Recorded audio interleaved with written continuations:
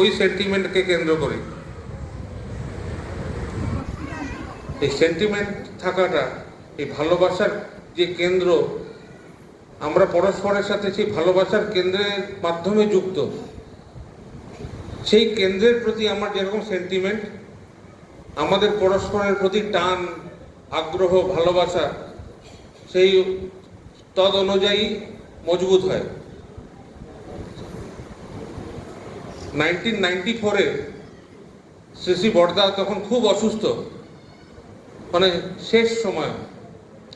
যেদিন শ্রী বড়দা দেহরক্ষা করলেন তার পূর্ব রাত্রে প্রবল জ্বর। তো বিনায়কদা, স্বপনদা সবাই তো চিকিৎসা, যারা সেবক তারা তো আছেনই, তারা চেষ্টা করছেন। শ্রী বড়দার সেবক যারা, তারা নিত্য নিরত, পরিবারের যারা আছেন তারাও খুব মানে উৎকণ্ঠায় রাত্রি যাপন করছেন। এরকম প্রবল জ্বর। ওই সময় সুবুদ্ধিদা আসলেন। সুবুদ্ধিদাকে মনে বিনায়কদারে ডেকে নিয়ে এসেছিলেন, বা তিনি নিজে টানেছেন, এটা আমি জানার মনে নেই। তো সুবুদ্ধিদা ওখানে অনেকক্ষণ ছিলেন। তারপরে তেমন কিছু করেছেন বলে আমার মনে হয় না।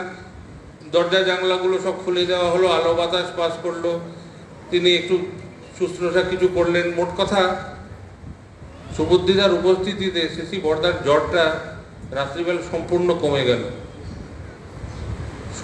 কমে গেল।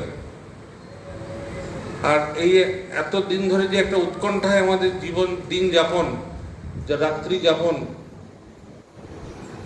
এই যে তিনি যে এরকম আমাদের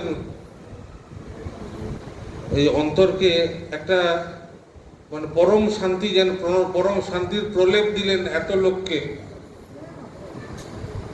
তারপরে পরমারাধ্য বাবা, তিনিও তখন খুব অসুস্থ, টাইফয়েড হয়েছিল।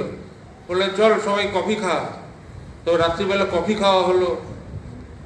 ভোর রাত্রির বেলায় উষা কীর্তন বের করে আমরা পুরী ঠাকুরবাড়ি থেকে সাগর তরঙ্গ পর্যন্ত সব আনন্দে, যে বড়দার জ্বর কমে গেছে। এই যে আমাদের জীবনে আমরা যারা উপস্থিত ছিলাম, তাদের যে এই অনুভূতি, এই জন্য সুবুদ্ধিদার মানে আমাদের অন্তরে একদম দৃঢ়ভাবে একদম জায়গা করে নিয়েছেন। এই সেন্টিমেন্টটা মানুষের জরুরি।